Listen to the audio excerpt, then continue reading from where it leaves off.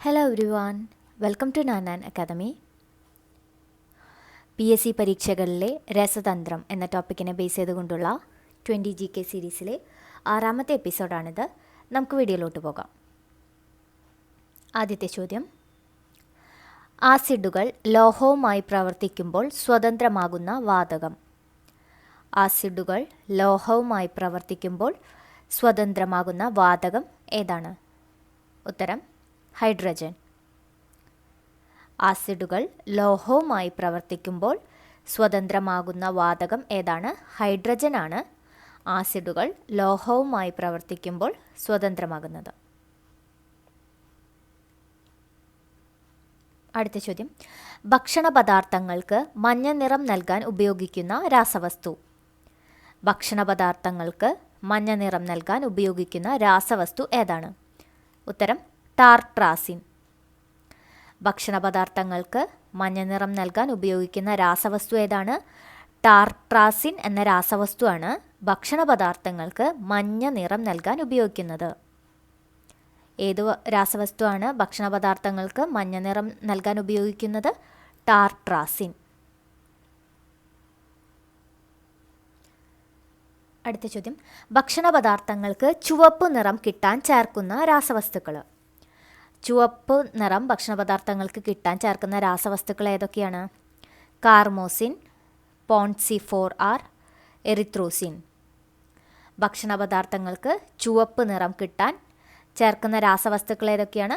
കാർമോസിൻ, പോൺസി4R, എറിത്രോസിൻ. ഈ രാസവസ്തുക്കൾ ചേർക്കുമ്പോൾ ഭക്ഷണ പദാർത്ഥങ്ങൾക്ക് ചുവപ്പ് നിറമാണ് കിട്ടുന്നത്.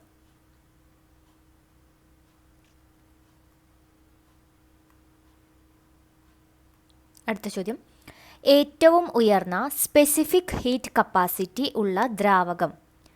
ഏറ്റവും ഉയർന്ന സ്പെസിഫിക് ഹീറ്റ് കപ്പാസിറ്റി ഉള്ള ദ്രാവകം ഏതാണ്? ഉത്തരം ജലം.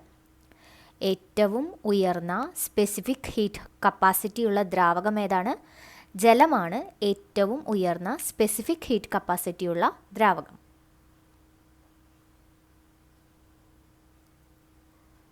അടുത്ത ചോദ്യം: പ്ലാസ്റ്റിക് കത്തിക്കുമ്പോൾ ഉണ്ടാകുന്ന വിഷവാതകം. പ്ലാസ്റ്റിക് കത്തിക്കുമ്പോൾ ഉണ്ടാകുന്ന വിഷവാതകം ഏതാണ്? ഡയോക്സിൻ. പ്ലാസ്റ്റിക് കത്തിക്കുമ്പോൾ ഉണ്ടാകുന്ന വിഷവാതകം ഡയോക്സിൻ ആണ് പ്ലാസ്റ്റിക് കത്തിക്കുമ്പോൾ ഉണ്ടാകുന്ന വിഷവാതകം. അടുത്ത ചോദ്യം: ഒരു ന്യൂട്രോൺ മാത്രമുള്ള ഹൈഡ്രജൻ്റെ ഐസോടോപ്പ്. ഒരു ന്യൂട്രോൺ മാത്രമുള്ള ഹൈഡ്രജൻ്റെ ഐസോടോപ്പാണ് ഡ്യൂറ്റീരിയം. ഒരു ന്യൂട്രോൺ മാത്രമുള്ള ഹൈഡ്രജൻ്റെ ഐസോടോപ്പാണ് ഡ്യൂറ്റീരിയം. അപ്പോൾ ഡ്യൂറ്റീരിയം ഐസോടോപ്പിന് എത്ര ന്യൂട്രോൺ ഉണ്ട്? ഒരു ന്യൂട്രോൺ ആണ്.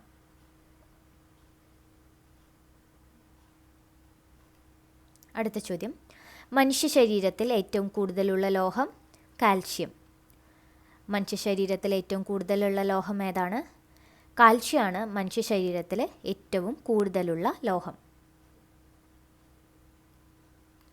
അടുത്ത ചോദ്യം: കണ്ണുനീരിൽ അടങ്ങിയിരിക്കുന്ന ലോഹം. കണ്ണുനീരിൽ അടങ്ങിയിരിക്കുന്ന ലോഹമാണ് സിങ്ക്. കണ്ണുനീരിൽ അടങ്ങിയിരിക്കുന്ന ലോഹം സിങ്ക്.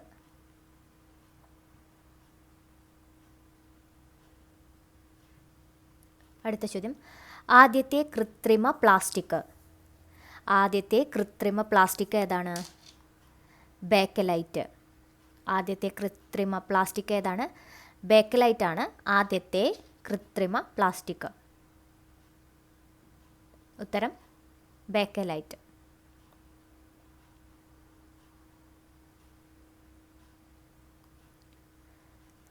അടുത്ത ചോദ്യം: സ്വിച്ച്, സോപ്പ് പെട്ടി എന്നിവയുടെ നിർമ്മാണത്തിന് ഉപയോഗിക്കുന്ന പ്ലാസ്റ്റിക് ഏതാണ്? സ്വിച്ച്, സോപ്പ് പെട്ടി എന്നിവയുടെയൊക്കെ നിർമ്മാണത്തിന് ഉപയോഗിക്കുന്ന പ്ലാസ്റ്റിക് ഏത് തരമാണ്? ബേക്കലൈറ്റ് പ്ലാസ്റ്റിക് ആണ് സ്വിച്ച്, സോപ്പ് പെട്ടി എന്നിവയുടെ നിർമ്മാണത്തിന് ഉപയോഗിക്കുന്ന പ്ലാസ്റ്റിക്.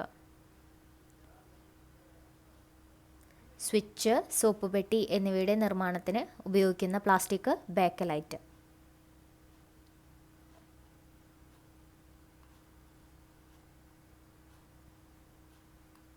അടുത്ത ചോദ്യം: പെട്രോളിയത്തിൽ നിന്നും വേർതിരിക്കുന്ന കൃത്രിമ പഞ്ചസാര. പെട്രോളിയത്തിൽ നിന്നും വേർതിരിക്കുന്ന കൃത്രിമ പഞ്ചസാരയാണ് സാക്കറിൻ.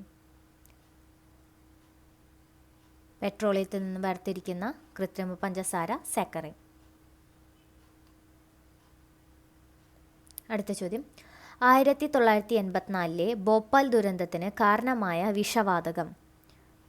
1984 ഭോപ്പാൽ ദുരന്തത്തിന് കാരണമായ വിഷവാതകം ഏതാണ്? ഉത്തരം മീഥൈൽ ഐസോസയനേറ്റ്. 1984 ഭോപ്പാൽ ദുരന്തത്തിന് കാരണമായ വിഷവാതകം ഏതാണ്? മീഥൈൽ ഐസോസയനേറ്റ് ആണ് 1984 ഭോപ്പാൽ ട്രാജഡിക്ക് കാരണമായ വിഷവാതകം. ഏതാണ്? Methyl isocyanate.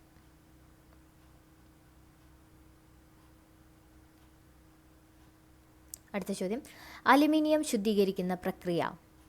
അലുമിനിയം ശുദ്ധീകരിക്കപ്പെടുന്ന പ്രക്രിയ ഹൂപ്സ് പ്രക്രിയ.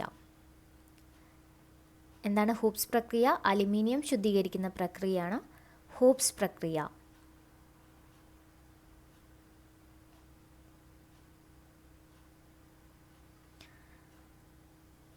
അടുത്ത ചോദ്യം, നീല ലിറ്റ്മസ് പേപ്പറിനെ ചുവപ്പ് നിറമാക്കുന്നത് ആസിഡ്. എന്തിൻ്റെ സാന്നിധ്യമാണ് നീല ലിറ്റ്മസ് പേപ്പറിനെ ചുവപ്പ് നിറമാക്കുന്നത്? ആസിഡാണ് നീല ലിറ്റ്മസ് പേപ്പറിനെ ചുവപ്പ് നിറമാക്കുന്നത്. നീല ലിറ്റ്മസ് പേപ്പറിനെ ചുവപ്പ് നിറമാക്കുന്നത് ആസിഡ്.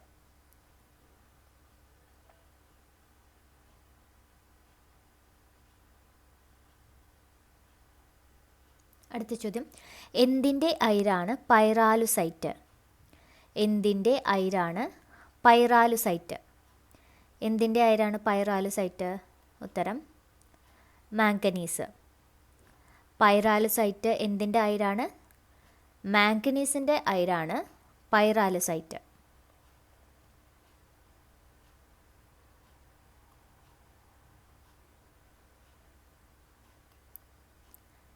അടുത്ത ചോദ്യം, കെ ഷെല്ലിൽ ഉൾക്കൊള്ളാവുന്ന പരമാവധി ഇലക്ട്രോണുകളുടെ എണ്ണം. കെ ഷെല്ലിൽ ഉൾക്കൊള്ളാവുന്ന പരമാവധി ഇലക്ട്രോണുകളുടെ എണ്ണം എത്രയാണ്? ഉത്തരം 2. കെ ഷെല്ലിൽ ഉൾക്കൊള്ളാവുന്ന പരമാവധി ഇലക്ട്രോണുകളുടെ എണ്ണം 2. അടുത്ത ചോദ്യം, സൂര്യനിൽ നടക്കുന്ന തെർമോന്യൂക്ലിയർ പ്രവർത്തനങ്ങളുടെ ഫലമായി ഏത് വാതകമാണ് ഹീലിയമായി മാറുന്നത്?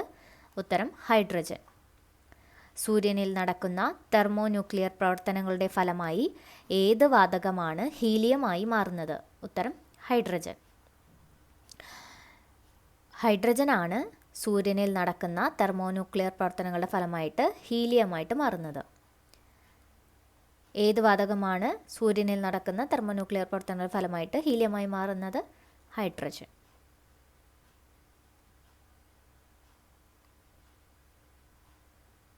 അടുത്ത ചോദ്യം, മ്യൂരിയാറ്റിക് ആസിഡ് എന്നറിയപ്പെടുന്നത് ഏത് ആസിഡാണ്? മ്യൂരിയാറ്റിക് ആസിഡ് എന്നറിയപ്പെടുന്നത് ഹൈഡ്രോക്ലോറിക് ആസിഡ്. മ്യൂരിയാറ്റിക് ആസിഡ് എന്നറിയപ്പെടുന്നത് ഏതാണ്? ഹൈഡ്രോക്ലോറിക് ആസിഡാണ് മ്യൂരിയാറ്റിക് ആസിഡ് എന്നറിയപ്പെടുന്നത്.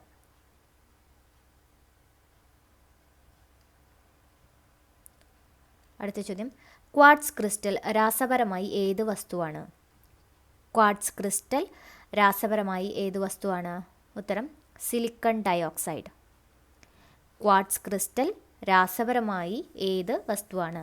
ഉത്തരം സിലിക്കൺ ഡയോക്സൈഡ്. ക്വാർട്സ് ക്രിസ്റ്റൽ രാസപരമായി സിലിക്കൺ ഡയോക്സൈഡ് ആണ്. അടുത്ത ചോദ്യം, അഷ്ടക നിയമം ആവിഷ്കരിച്ച ശാസ്ത്രജ്ഞൻ ന്യൂലാൻഡ്സ്. അഷ്ടക നിയമം ആവിഷ്കരിച്ച ശാസ്ത്രജ്ഞൻ ആരാണ്? ന്യൂലാൻഡ്സ് ആണ് അഷ്ടക നിയമം ആവിഷ്കരിച്ചത്. പീരിയോഡിക് ടേബിളിലെ അഷ്ടക നിയമം ആവിഷ്കരിച്ച ശാസ്ത്രജ്ഞൻ ന്യൂലാൻഡ്സ്. 20 ചോദ്യങ്ങളാണ് വീഡിയോയിൽ. റിവൈസ് ചെയ്യുക. Thank you.